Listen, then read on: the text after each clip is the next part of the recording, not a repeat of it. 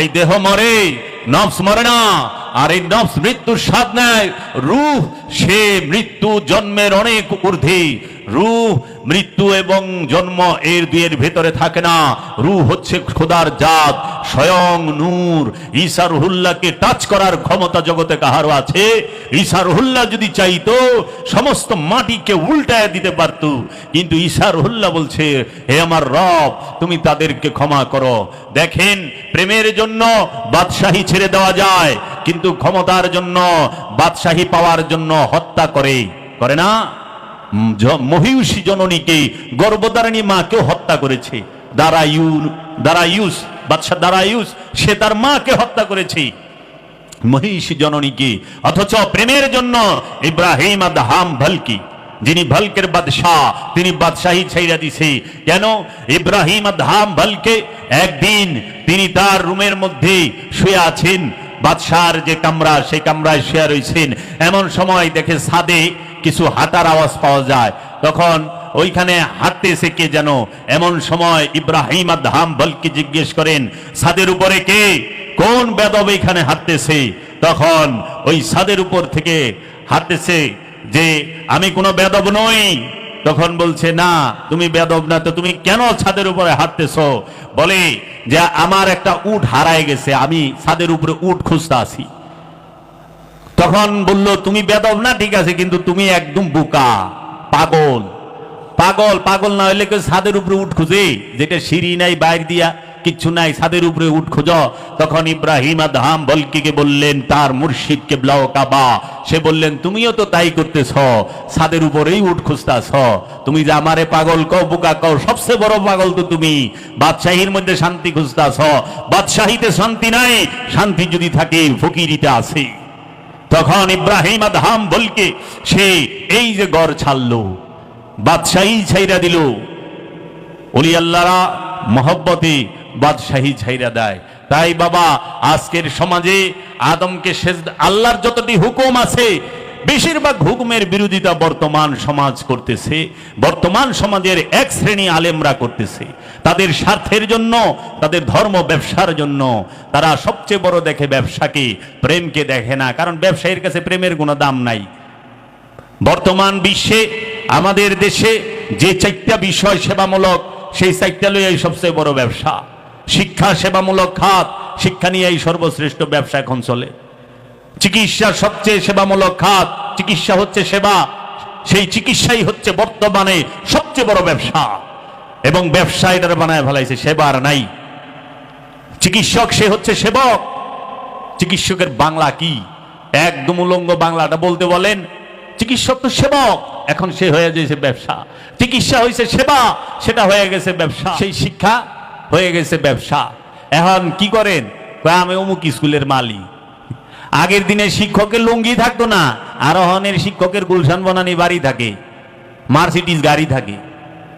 আলা বুঝিন, অহনে উচিত কথা কইলে তো আরবি শিখান, শিখায়া বাড়ি গাড়ির মালিক হয়ে যায়। আর আগের দিনে দেখছি পড়াইতে পড়াইতে এতিম অনাথ গো সাহায্য করতে করতে হুজুরের পাঞ্জাবি তালি লেগে গেছে।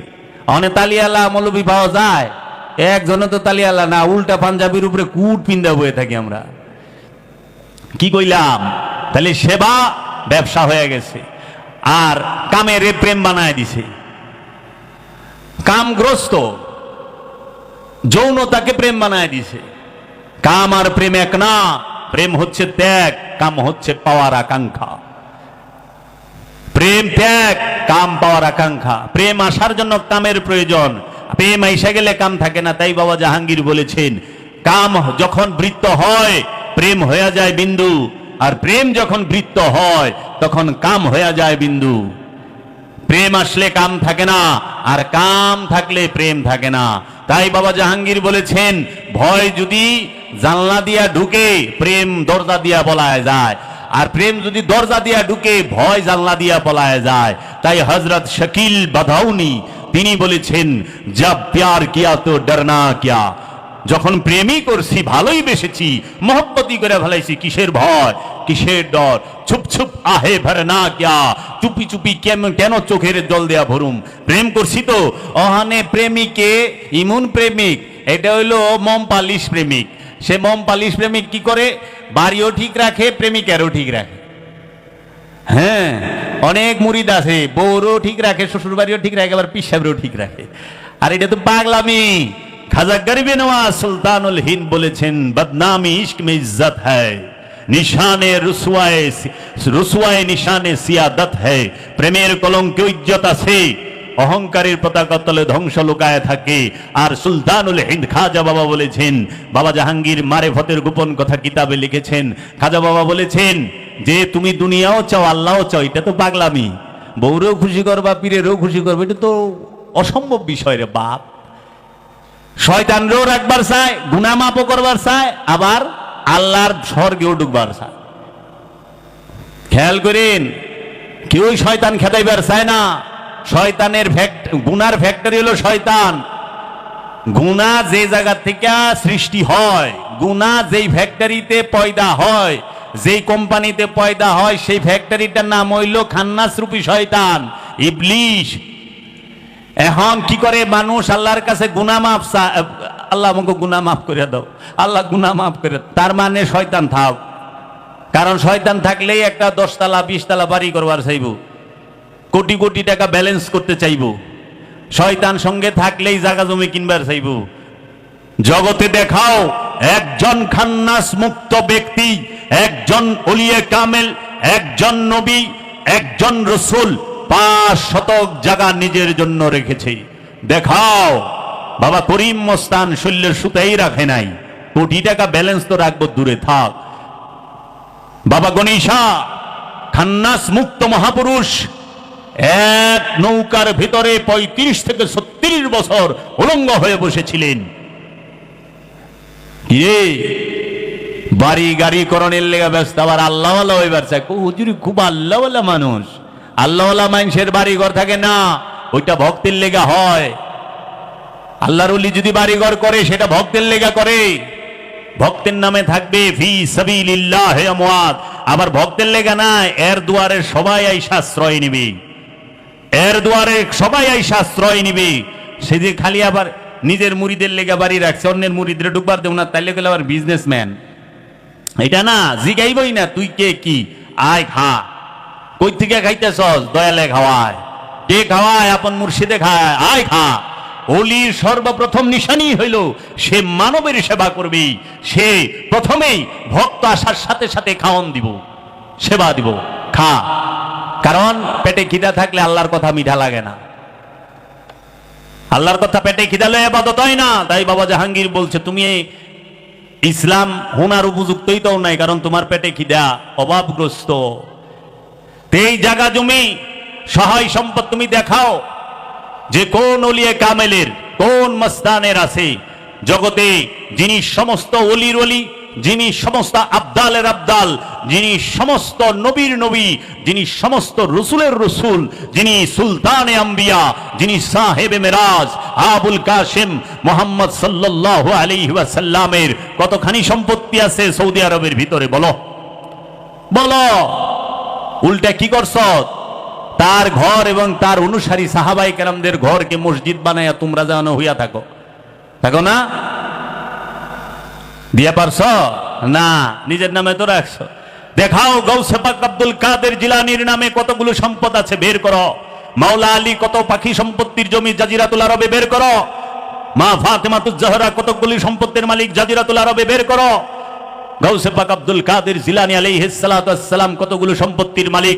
সুলতানুল হিন্দ খাজা গরিবে নওয়াজ, যিনি মোহাম্মদ গুরিকে বাদশাহী ভিক্ষা দিছে, পৃথিবীরাজকে হারায়া এই ভারত, অখণ্ড ভারতবর্ষ, শুধু ভারত না, পাকিস্তান, বাংলাদেশ, মায়ানমার, এগুলো সব মিলায় অখণ্ড ভারত, এই অখণ্ড ভারতবর্ষকে যিনি ভিক্ষা দিছে তিনি হচ্ছেন সুলতানুল হিন্দ খাজা গরিবে নওয়াজ। খাজা গরিবে নওয়াজের নামে কয় পাখি জায়গা আছে, বাইর করো।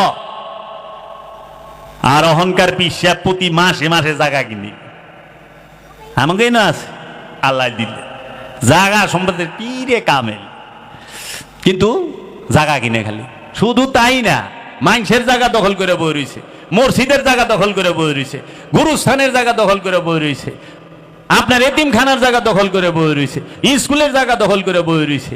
অথচ কোরআনে আমি যে আজকে আয়াতটা বললাম সূরা নিসার মধ্যে আল্লাহ বলতাছে, তোমরা ইয়া আইয়ুহাল্লাযিনা আমানু, হে আমানু, অন্যায় ভাবে অন্যের সম্পত্তি বক্ষণ করিও না। আর ওলিয়ে কামেল সে তো মুমিন, তো মুমিনে মানুষের জায়গা দখল করে থাকে কেমনে? কিউ হিন্দু বেটাকে লুরায়া বাড়ি দখল করছে। আমারই পরিচিতর ভিতরে একজন আছে, হিন্দুর বাড়ি লুরায়া দখল করে অহনে অহনে একটা ছোট্ট ঘর করছে, নামাজ পড়ে। তা আমি কই জাগাই তো হারাম, সেজদা কই করো, সেজদা কই করো? এটা তো দখল করাই না জায়গা, কিনা জায়গা না। আত্মীয় স্বজনের রাস্তা বন্ধ করে রাখবেন আর নামাজ পড়বেন, আল্লাহ খুশ? আল্লাহরে নিজের মতো পাবেন? আল্লাহ কোরআনে কি কইছে? একবার পড়তি।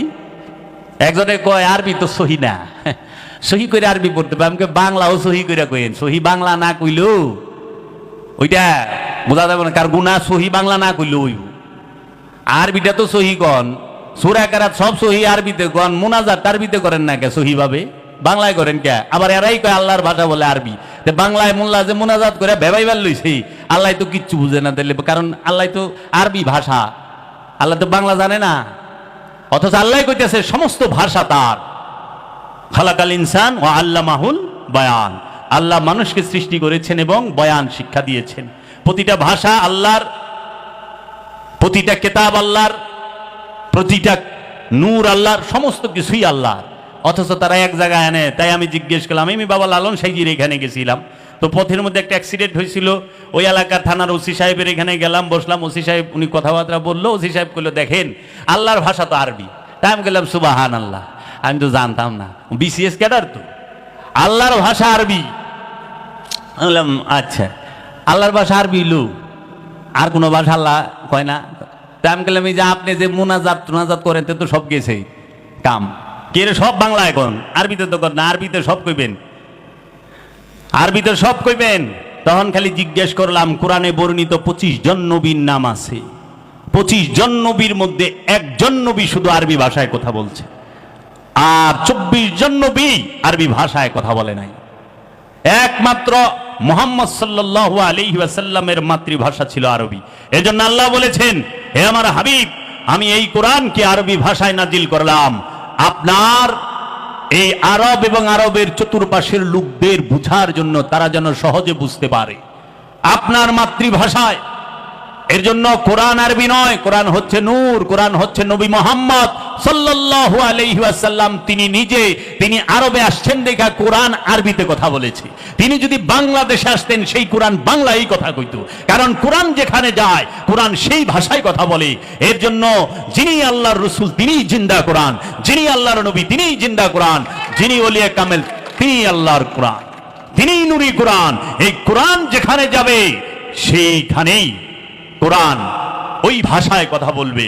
এর জন্য কোরআনকে ভাষায় আবদ্ধ করেন না, আল্লাহকে কাবা ঘরে আটকায়েন না। আল্লাহ সর্বজনীন, আল্লাহ সবখানে থাকে। আল্লাহ এমন কোন জায়গা নাই যে এই জায়গায় আল্লাহ নাই। সমগ্র সৃষ্টির মাঝে আল্লাহ আছে সিফাত রূপে, সমগ্র সৃষ্টির মধ্যে আল্লাহ আছে সিফাত রূপে। এর জন্য আল্লাহ বলেছেন, আমি সব জায়গায় আছি। আইনামা তুওয়াল্লু ফাসাম্মা ওয়াজহুল্লাহ, যেই দিকে তাকাইবা আমি ছাড়া কিচ্ছু পাবা না। কি সেইটা? আল্লাহর সিফাত, আল্লাহর সিফাত, আল্লাহর গুণাবলী, আল্লাহর গুণাবলী রূপে সমস্ত জায়গায় আছে। আল্লাহ শুধু জাত রূপে দুইটা জায়গায় থাকে, এক হচ্ছে জিনের অন্তর, আরেক হচ্ছে ইনসানের অন্তর। এবং আল্লাহ শুধু একটা জায়গায় প্রকাশিত এবং বিকশিত হয়, সেটা হচ্ছে মুমিনের মধ্যে। যিনি মুমিন তার মধ্যে আল্লাহ প্রকাশিত বিকশিত হয়, আদমের মধ্যে আল্লাহ প্রকাশিত বিকশিত হয়। এর জন্য আল্লাহ বলেছেন, উসজুদু লিআদামা, হে ফেরেশতারা আদমকে সিজদা করো। কারণ আল্লাহ ফেরেশতার মধ্যে প্রকাশিত বিকশিত হয় না, আল্লাহ জিনের মধ্যে প্রকাশিত বিকশিত হয় না, আল্লাহ কোন সিফাতের মাঝে প্রকাশিত বিকশিত হয় না। আল্লাহ একমাত্র প্রকাশিত এবং বিকশিত হয় আদমের মাঝে। এর জন্য আদমকে সিজদা করার কথা আল্লাহ বলেছেন, আদমকে সিজদা কর। কারণ আল্লাহ বাবা জাহাঙ্গীর বলেছেন, আমার দয়াল মুর্শিদ বলেছেন, বাবা শুইনা নাও, এই পীর জীবনে পাইবা না, তোমাদের শত জনমের ভাগ্য, কত জনম পরে তোমরা আমার কাছে আইছ। আমি বাবা জাহাঙ্গীরকে তোমরা এই দুই চোখে দেখছ। বাবা জাহাঙ্গীর 2000 বছরে একবার আসে, দেখা নাও, তোমরা এই পীর পাইবা না। আমি ঘুমায় গেলে কানবা, দেখবা 30টা বছর যাইতে যাও এই জগৎ আমার জন্য কাঁদবে, সবাই আমার জন্য কাঁদবে, তারা খুঁজবে তুমি বাবা জাহাঙ্গীরকে এই চর্মচক্ষে দেখেছো। সেই বাবা জাহাঙ্গীর বলেছে, বাপ আল্লাহ রাব্বুল আলামিন সব জায়গায় আছে, ইউসাব্বিহু লিল্লাহি মা ফিস সামাওয়াতি ওয়া মা ফিল আরদ, আসমান জমিনে যাহা কিছু আছে সমস্ত কিছু আল্লাহর তাসবিহ পাঠ করে।